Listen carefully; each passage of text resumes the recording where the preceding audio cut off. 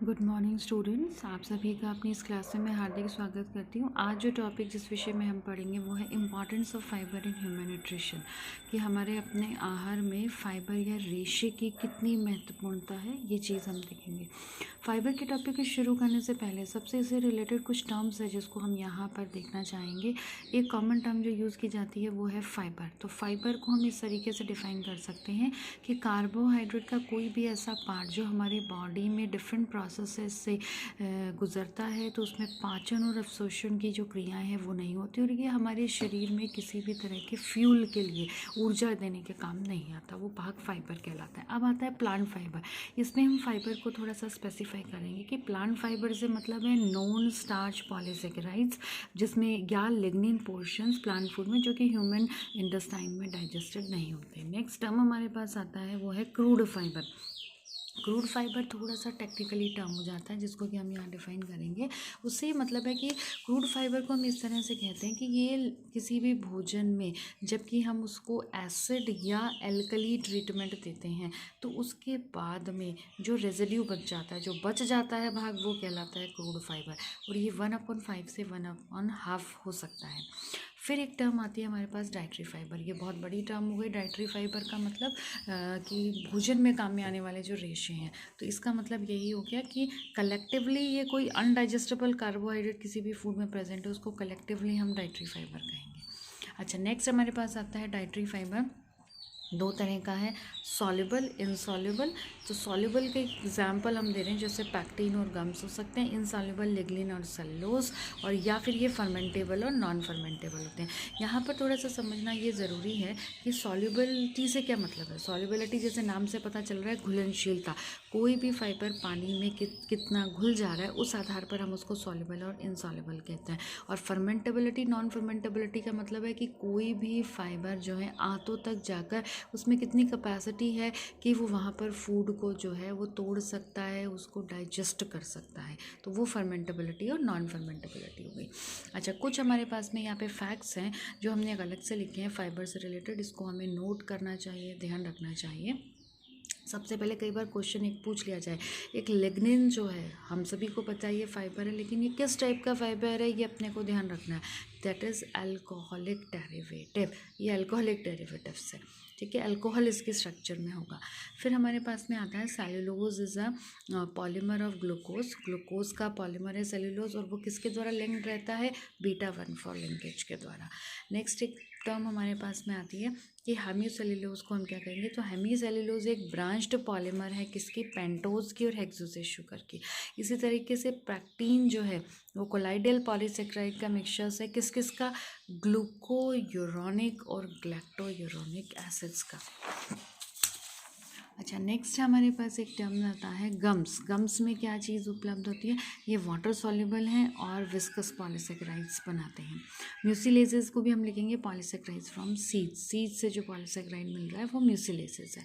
अब कुछ हमने प्रॉपर्टीज़ लिखी हैं डाइटरी फाइबर की कैसे हो सकती है। वो है वाटर बाइंडिंग कैपेसिटी जो है वो इसमें होती है, बाइल एसिड बाइंडिंग कैपेसिटी ये दिखाएगा, और कैटाइन बाइंडिंग कैपेसिटी इसमें होती है।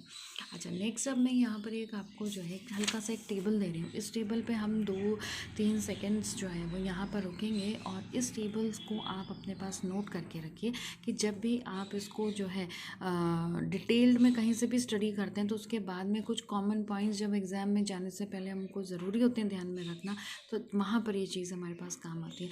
यहाँ पर हमने कुछ कैरेक्टरिस्टिक्स बताई हैं, जैसे एक तरफ फाइबर है, उसका फूड सोर्स अवेलेबल कहाँ पर वो होता है, सॉल्युबिलिटी बता रहे हैं, और फिर फर्मेंटेबिलिटी, और फिर फिजियोलॉजिकल इफेक्ट। तो इसमें किस किस के, जैसे लिग्निन का, सेलुलोज का, हेमीसेल्यूलोज का, पैक्टिन्स का और गम्स का, म्यूसिलेजेस। यहाँ पर थोड़ी देर मैं पॉज कर रही हूँ और इसको आप अपने पास जो है वो नोट डाउन करके रखें। ये इंपॉर्टेंट है, हमें एक साथ में ध्यान रहता है कि कौन सा फाइबर सॉल्युबल है, कौन सा नहीं है, और कितना सॉल्युबल है ये, राइट। अब हमारे पास एक टर्म आती है जिसके लिए हम सभी को पता है, बट इसको थोड़ा सा हम अपने पॉइंट्स के रूप में स्टडी करेंगे कि फाइबर का डाइट में इम्पॉर्टेंस क्या है। तो कुछ इम्पॉर्टेंस हैं जिसको हम देखेंगे। सबसे पहला इम्पॉर्टेंट जो फाइबर का जो रोल है वो क्या है, गैस्ट्रिक एम्प्टिंग टाइम, यानी आमाशय को खाली करने के टाइम को जो है वो थोड़ा सा कम कर देता है, यानी हमको भरा फील होता है, और ये ट्रांजिट टाइम जो है गट से वो भी इंक्रीज़ करता है। कोलन का जो ट्रांजिट टाइम है उसको रेगुलेट करता है। फीकल बल्क जो फ्रीक्वेंसी बाउल मूवमेंट की उसको इंक्रीज़ करता है। स्लोज ग्लूकोज एब्जॉर्प्शन इंटेस्टाइन में। Total cholesterol LDL cholesterol serums को कम करता है। Fibre diet increase gastrointestinal disorders.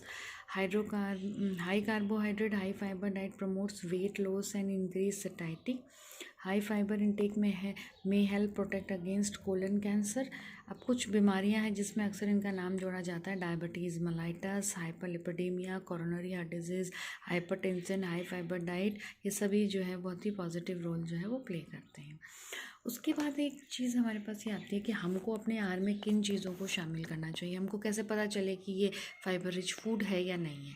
तो इसमें कुछ नाम आप तो सामने लिखे हैं, उनकी क्वांटिटी लिखी है, इसको अपन नोट डाउन करेंगे। Like barley, ragi, amla, green gram whole, coconut dry, maize dry, wheat fibre, wheat flour जो है पूरा होल, नाइगर सीड्स यानी तिल, बंगाल ग्राम होल, चने की दाल जो पूरा चना है वो, उन सब में फ़ाइबर रिच ही होता है। उसके बाद हमारे पास में है कि फ़ाइबर हम कितनी अमाउंट में अपने डाइट में शामिल करें। तो ये मात्रा जो है डिपेंड करती है। एक नॉर्मल इन्होंने बता दिया कि 38 to 40 ग्राम डाइटरी फाइबर एक पर्सन के लिए डिज़ायरेबल होता है, लेकिन कुछ सेक्स के अकॉर्डिंग या एज के अकॉर्डिंग ये जो मात्राएं हैं वो चेंज हो जाती है। कैसे, अब जैसे 2 से 18 ईयर्स तक के जो है उनको चाहिए 7 to 25 ग्राम्स जो है वो पर डे। एक अडल्ट पर्सन के लिए ये मेंशन रहती है 20 to 35 ग्राम्स जो है पर डे। ये मात्राएं हमारे पास पाई जाती हैं। इसके बाद में एक कुछ कॉमन हमने यहाँ पर और बनाया है कि एक नॉर्मल अगर हम किसी चीज़ को ले रहे हैं तो उसको साइज़ के अकॉर्डिंग कैसे मेंशन करेंगे। जैसे एक पोटैटो है तो 1 मीडियम साइज़ का होना चाहिए 4.8 ग्राम का। पीज़ है तो 1 कप को पीस 2.2 ग्राम। बनाना 1 मीडियम साइज़ 2.7 ग्राम। आलमंड है 5 नट्स 1.0 ग्राम। दलिया 1 कप है 3.8 ग्राम। राइस 1 कप में है 2.0 ग्राम्स। तो ये हमारी आज की क्लास थी। आप सभी को मैं यहाँ पर थैंक यू कहती हूँ। यहाँ पर मैं आपसे एक बात और कहना चाहूँगी कि इस तरह के टॉपिक्स जो हम यहाँ पर लेकर आ रहे हैं, इनका ये होता है कि ये टॉपिक्स जो है मेन इंपॉर्टेंट पॉइंट्स उनसे रिलेटेड होते हैं। जो डिटेल में आपको स्टडी करनी होती है उसके लिए आपको बुक रेफ़र करनी पड़ेगी किसी भी जगह, किसी बुक में उसको डिटेल में स्टडी करिए। उसके बाद में आप इन पॉइंट्स को देखिए कि ये एक रिवीजन के तौर पर ये पॉइंट्स जो है वो काम में आते हैं। चलिए, आप सभी का मैं यहाँ पर धन्यवाद करती हूँ। Thank you.